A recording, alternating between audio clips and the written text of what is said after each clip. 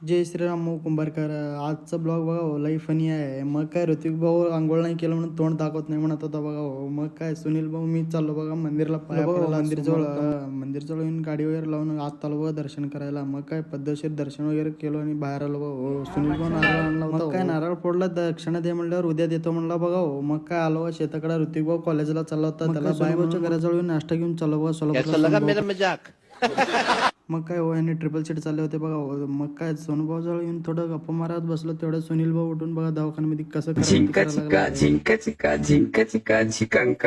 भाऊ असं केल्यावर सोनूभाऊ मला लई हसू येत होतं. भाऊला म्हणलो संध्याकाळी येतो म्हणून चाललो भाऊ. सुनील भाऊ मी घराकडं कामाला जायचं होतं मला पण. मग काय सुनील भाऊच्या घराजवळ सुनील भाऊला सोडलो. मी डायरेक्ट शेताला आलो बघा हो. शेतामध्ये येऊन काय मग काय कपडे वगैरे चेंज करून डायरेक्ट आलो बघा कामावर फर्स्ट क्लास. मग काय आत येऊन थोडं मोटर चालू केलं बघा हो. पाणी मारायचं होतं. मग काय मोटर चालू करून थोडं उशीर पाणी वगैरे मारून मग काय दुपारी सोनूभाऊकडे जायचं होतं म्हणून निघितलं बघा सोनूभाऊकडे. मग काय इथं येऊन काय बघतो आदर्श भाऊ आणि गणेश भाऊ सगळेजण आले होते. सोनूभाऊचे सगळेजण मित्र आले होते बघा भेटायला. मग काय आम्ही आणि आमच्या आत्याच्या पोरगा चाललो बघा नीट परत शेताकडे. मग काय इथं येऊन काय आमच्या आत्याच्या पोरगा आणि आमचा लहान भाऊ बोलत उभारले होते. काय काम बसलो होतो दुपारी. मग काय संध्याकाळी गेटला चावी वगैरे घातलं बघा फर्स्ट क्लास आहे. ब्लॉग आवडला असेल तर लाईक